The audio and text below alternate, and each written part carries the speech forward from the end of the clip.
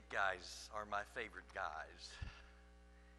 When I tried to put together in my mind what gentle spirit might look like, it was this. I had seen that a long time ago, but I knew that they dealt with the crunch line issue of having a gentle spirit. And that is, if you have the gentle spirit that Christ is talking about in this outrageous attitude, then you know about the issue of grace and truth.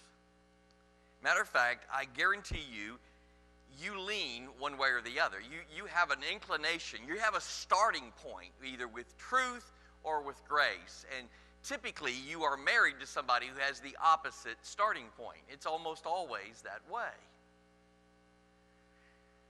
If you've been watching and walking through this with us, then you know where we are. We are at the third of these outrageous attitudes, and let me give you a kind of a brief overview. Matthew 5:3 says, God has a tender place in his heart, my translation, for the empty-handed, for they shall experience the reality of God's kingdom. Empty-handed. That was that first week when we said we come to God absolutely empty-handed. 5:4 says, God has a tender place in his heart for those whose hearts grow heavy over the distance from God, for they shall find their way home. And then today, gentle-spirited. God has a tender place in his heart for those whose spirit is gentle toward those who encounter, toward those they encounter, for they shall know the love is the beginning of all strength and all power.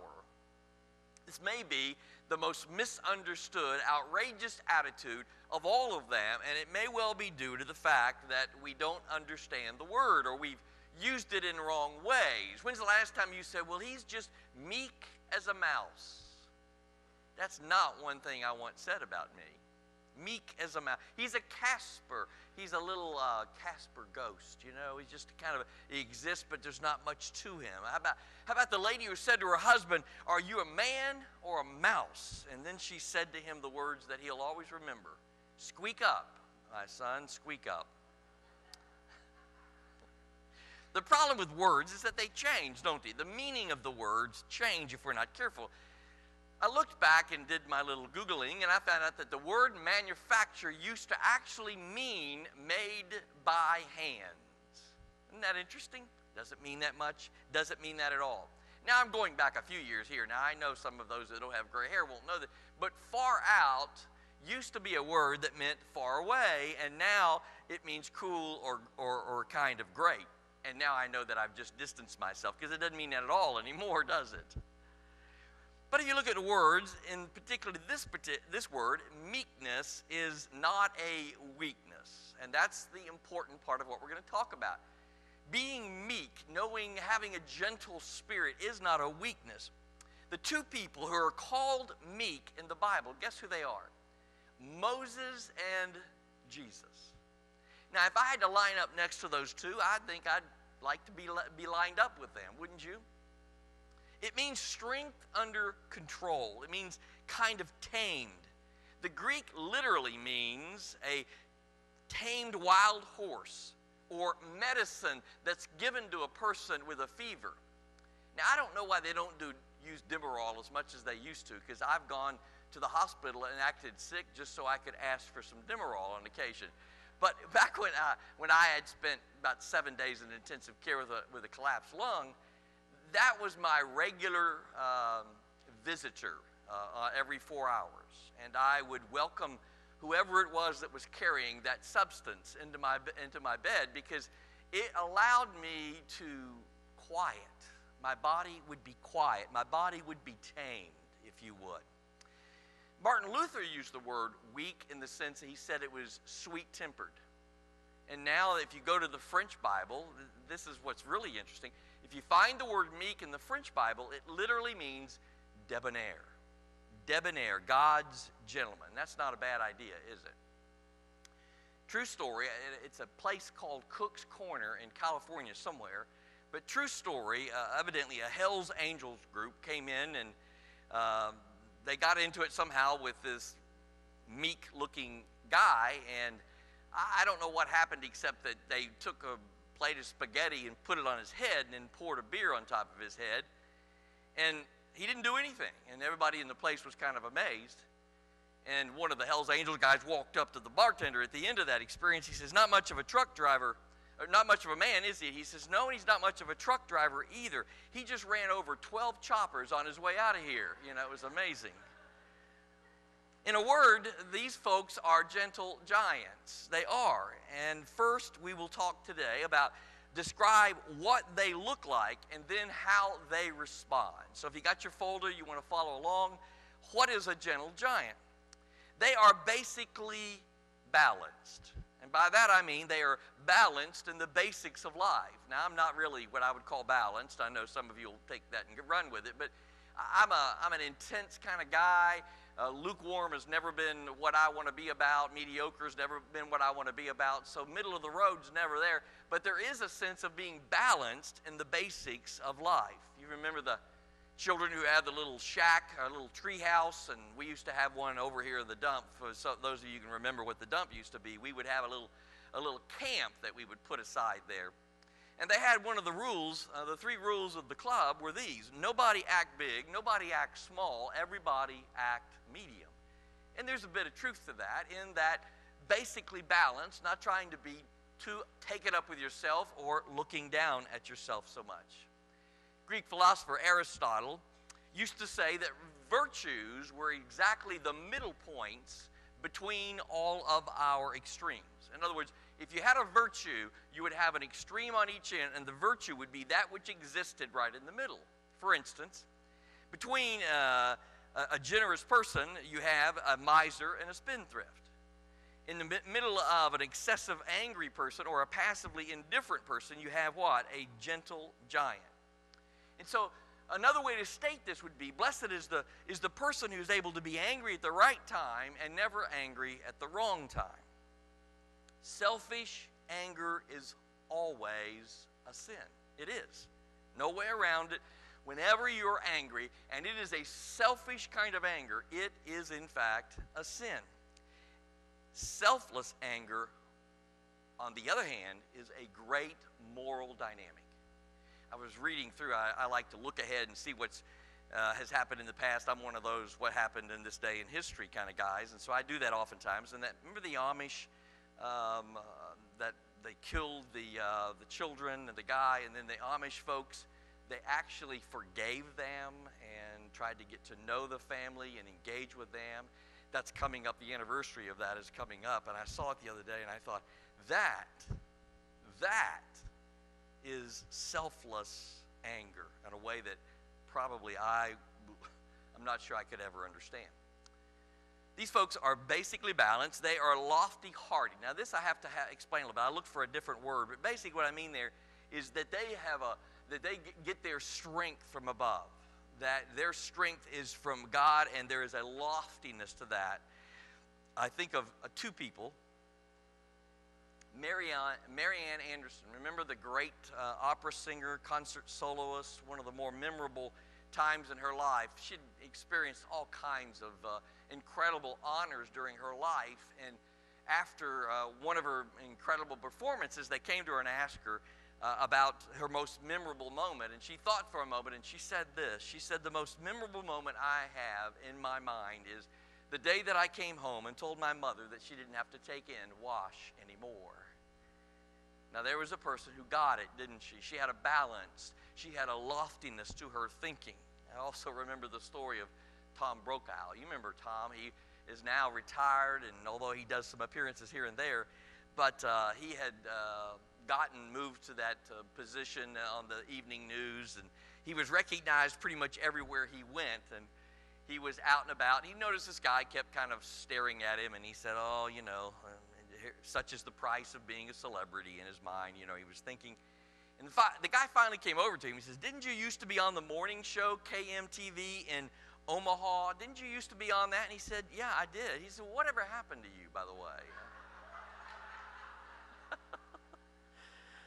There is this lofty thinking that can get us in trouble, but if it's lofty enough, and in terms of connecting with God, it is the kind of that I'm talking about.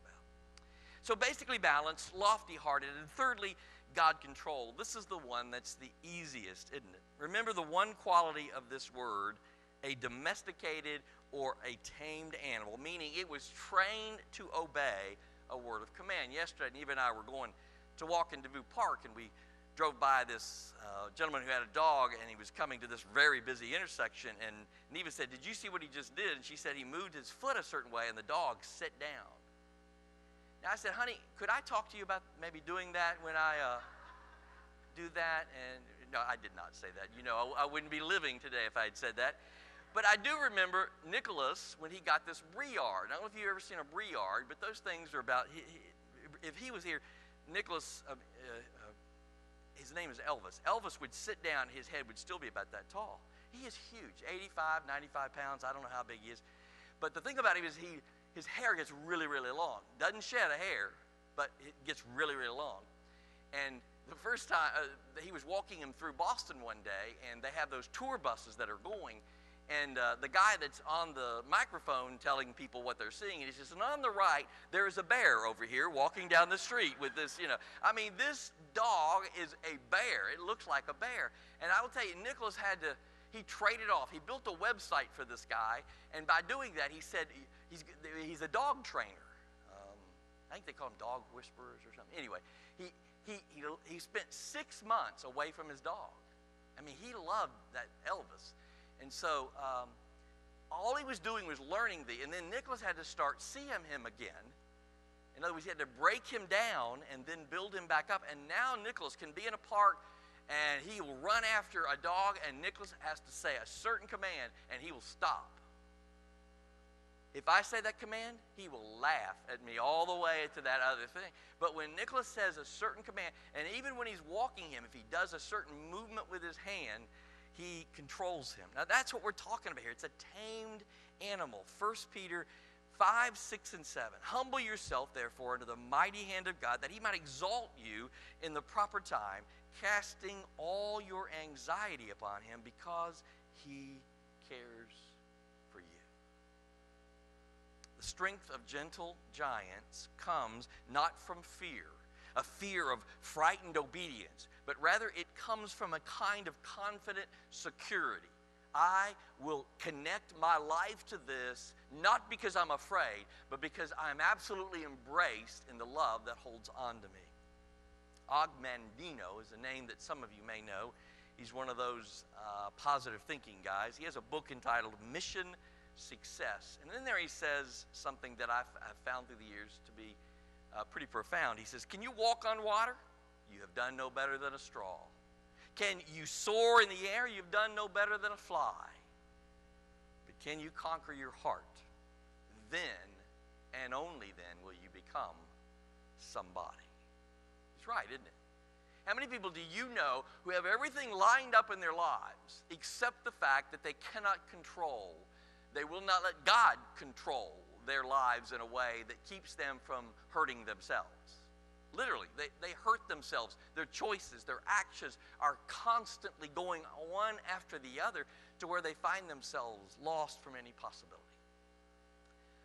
So, second part, what are the meek points of a gentle giant? You know, the meek points, the points of which there is a gentle spiritedness there. A meek point, let me give you a definition for that. A meek point is a life-cementing, stake-driving moment when a person's outward response is clearly evidence of an inward decision, an inward attitude. In other words, a meek point is, you know what? He just did something unusual, and so there must be some kind of connection inwardly that allowed him to do that outwardly, because the normal response is not going to be that way. So we've got about 5 or 6 of these. At the point of service, at the point of serving others, they are understanding and not demanding. They're understanding and not demanding. And I've pulled some verses here. By the way, I got rumor this week that some of you think I don't carry my Bible anymore. That now that I have this little iPad thing up here, that I don't carry a Bible.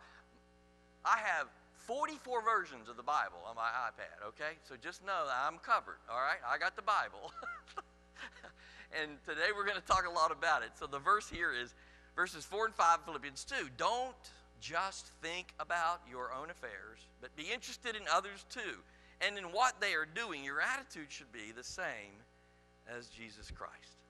I've always thought, you've heard me talk about this. How do you treat the people who are less fortunate than you? How do you treat the people who serve you? How do you treat the people who wait on you? Because that, to me, it determines a lot. Yesterday, Eva and I were at Findlay Market. We always, almost about every other Saturday, I guess, go over there and get some food and stuff. But we like the experience of walking around that area and living to tell about. No, I'm just kidding. It is a tough area. I know that. I'm just kidding. It's really very good. Go, go, go, please. But they had a band that was playing, and this band was from Minneapolis, and we just walked by, but man, they were really, really good. And so we sat down and listened to the rest of their set. They were here for the music, one of the music things that are going on in a music festival in Cincinnati. What I remarked to Eva about was they were playing their guts out. I mean, they are really talented musicians. I mean, played multiple instruments, great harmonies, and I'm sitting there listening, and when they finished the song, about 3 people would clap, and they'd clap about like that. Well, don't even bother. I mean, come on. But we in America are in a entertain me. Entertain me. You owe me mode, and if we're not careful, we'll do the very same thing with our Christian faith. At the point of service, they are understanding, not demanding. Secondly, at the point of disappointment, when disappointment comes into their life, they are gentle and not judgmental. This is where the key punchline of this whole gentle spirit works. Galatians 6:1-2. If a person is trapped in some sin and you are spiritual, you should restore him gently. But watch yourself, or you may also be tempted. Carry each other's burdens. Carry each other's burdens. You know, Jesus usually saved his selfless anger for who? The Pharisees. I mean, almost always when Jesus dealt with the Pharisees, because he was not happy with them, he dealt with it in selfless anger. It wasn't, I have a personal issue with you. It was, this is the issue that you are living in your life, and you need not to do it this way. Thirdly, at the point of disagreement. Now, this is the one that gets difficult. At the point of disagreement, they are tender without surrender. Proverbs 15:1, a gentle answer quiets anger, but a harsh word stirs it up. The fact is, not everybody will agree with you. Did you know that? Not everybody will agree with you. You may think that. I certainly believe that, but they will not. You know, they just won't. And a lot of that is due to the fact that you're not always right. And that's certainly a test of maturity, is not that you're not always right, but that how you understand it when you recognize that somebody disagrees with you and in some cases can in fact be even right. Saddleback pastor Rick Warren says it this way. He says, we must learn to be tender without surrender. In other words, you must learn to be tender without just kind of giving up who you are. Have you ever been around folks who, as long as you agree with everything about them, they will be your friend? But the minute you disagree with them, then the distance starts and they begin to think a little ill of you. The best friends you have, I will tell you, are the ones that can disagree agreeably and lovingly with you.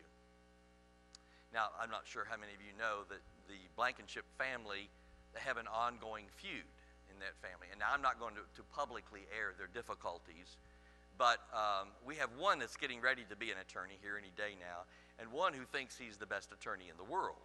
So I'll let you determine which one of those are, but all you need to say in the back is, when they're in the presence, throw them a bone and say, well, do you defend the guilty or do you convict the guilty? Just throw that little bone up there for them, because they are on the opposite sides of that right now, and so it is very interesting to see them go at it.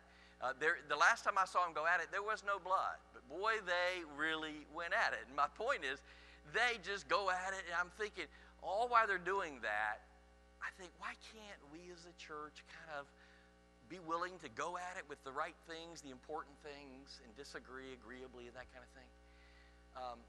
I'll give one other story, and I don't know if I've ever told this publicly, but Winona and I won't even, I think I could do that. Wynonna and Ron Peace are on different sides of the political structure. I don't know if you're aware of that. But Ron, let's put it this way. If this was the political realm, neither one would be on the political realm. They're so far off to their particular sides. And Ron and Wynonna were coming through the line one day, and I used to always enjoy kidding them, but she came through, and Ron was right behind her, and where she was saying, "This is my Republican ear, this is my Democratic ear, and I'm deaf in this ear right here." And I will never forget that, because Ron just rolled with it and enjoyed it, and what a special moment I think it was. And obviously there's unforgettable in terms of how you agree to each other disagreeably. So we have three alternatives. We can disagree with someone by retreating in fear. You could back off and say, I don't agree. Or we can attack them in anger, or we can respond in love. And that would be the way that I would want you to. General Patton, if you've ever read his story, he is an interesting dude for sure. I mean, you talk about a man who had authority and lost authority and gained authority. He really, I did not fully recognize that he served actually at the end of World War I, but his major service was obviously World War II. And some of the best quotes you can find are from General Patton. He said, "You never fight a battle where winning doesn't make a difference." In other words, it matters. It doesn't mean it matters so much that you hurt another person, at least on the real world and not on the war world, but it matters, doesn't it? So don't get in an argument over something that doesn't matter anymore. Pick your battles, be careful. Fourthly, at the point of correction, where you need to correct somebody, they are teachable and not unreachable. Gentle people will by their very nature have a teachable spirit about them. James 1:19, let everyone be quick to listen, but slow to use their tongue and slow to use his temper. Notice the first two. Quick to listen, slow to use their tongue, and the third one takes care of itself. Humorous and vaudeville performer, motion picture actor in the 1920s and 30s, Will Rogers used to say it this way: "I never met a person I didn't like." Now, there was a man who saw that there was always going to be something in that other person that they could find to like. And I would encourage you to do that. With somebody that you have a real difficult time with, find something in them, around them, about them that in fact you can like. The word we've been using the last 20 years or so is the word synergy. And they use it a lot in companies, but in fact what it means is that we together can think and can act in ways better than we could if we were all on our own. There's a kind of synergy. Well, what we call that in church is fellowship. What we call that in church is the body of Christ. We've been teaching that for a long, long time, because the synergy is, we went around to all the Sunday school classes this morning with a new kind of fresh idea that we've been churning on as a strategic leadership team for the last number of weeks.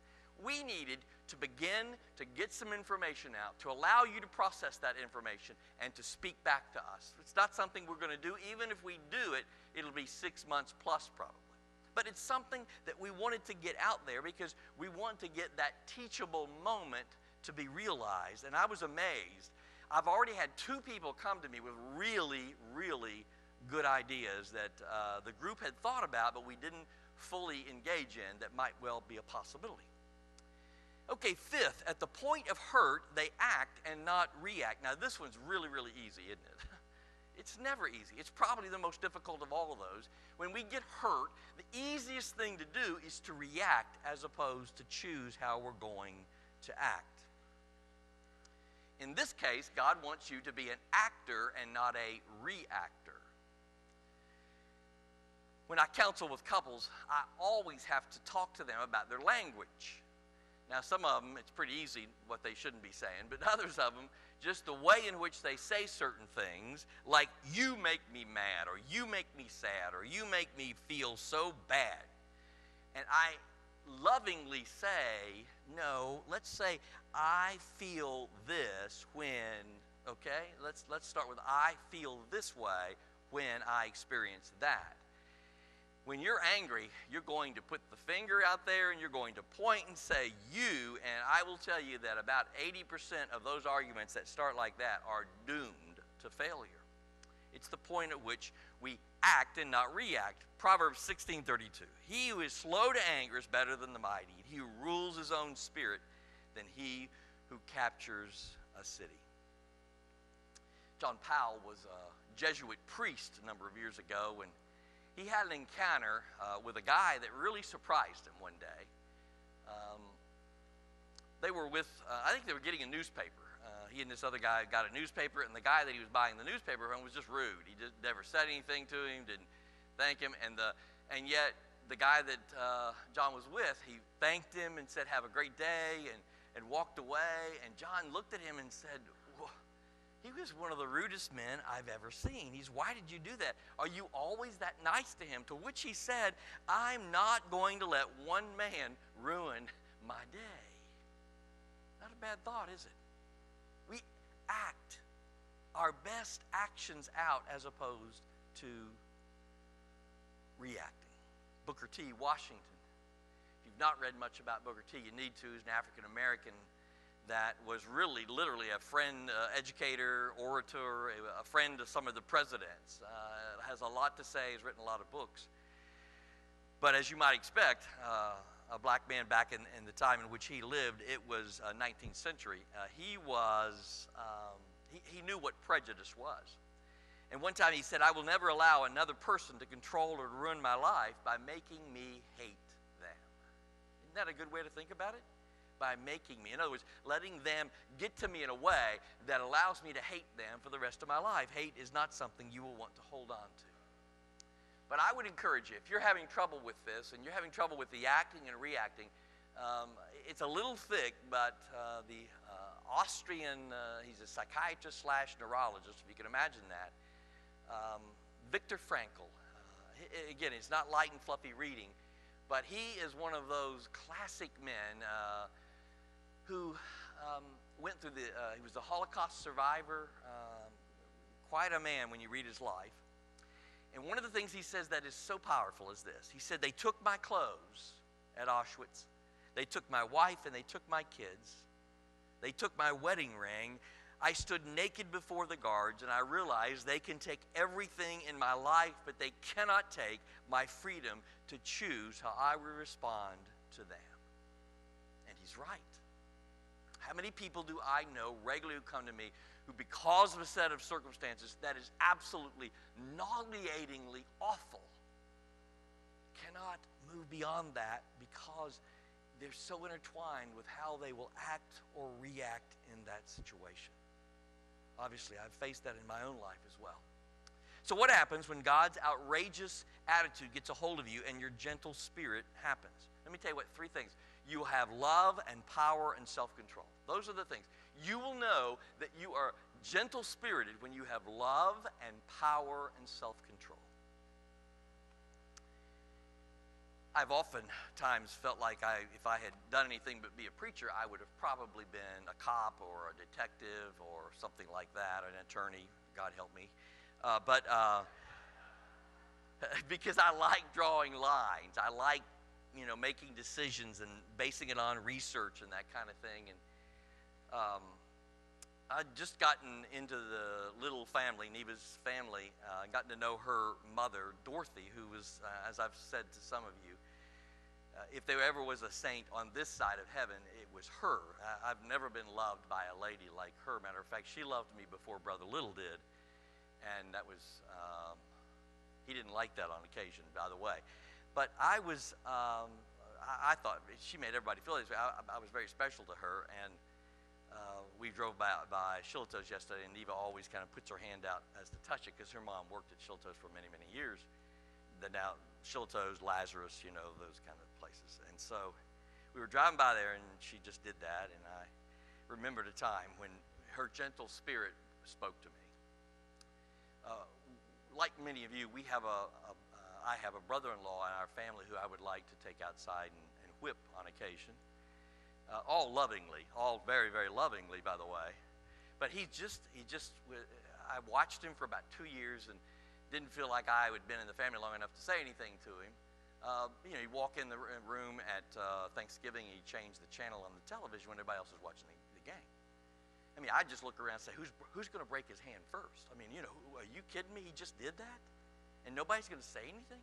Then he would get up and he would go in and he'd eat early. Yeah, he'd just go in and eat early. I mean, I wanted to have communion with him very closely and say, what do you think you're doing? So I had all I could take. And in my self-righteous nature that was very profoundly right, I decided that I was going to take him on. But I knew I needed to clear it with the saint of the family. So I went to Miss Little and I said, Miss Little, I know you're aware of this because you've watched him for a number of years, but I'm the only one in this family that can take care of him, and I'm going to take care of him for you. I'm going to take care of him. I'm going to set him right, and I'm going to get things established here. He's not going to do that anymore. And she just listened to me so patiently, and she said something very profound. She said, I really wish you wouldn't do that. Now, how many of you think I ever attempted to do it, ever in my life? I wish you wouldn't do that. And I didn't.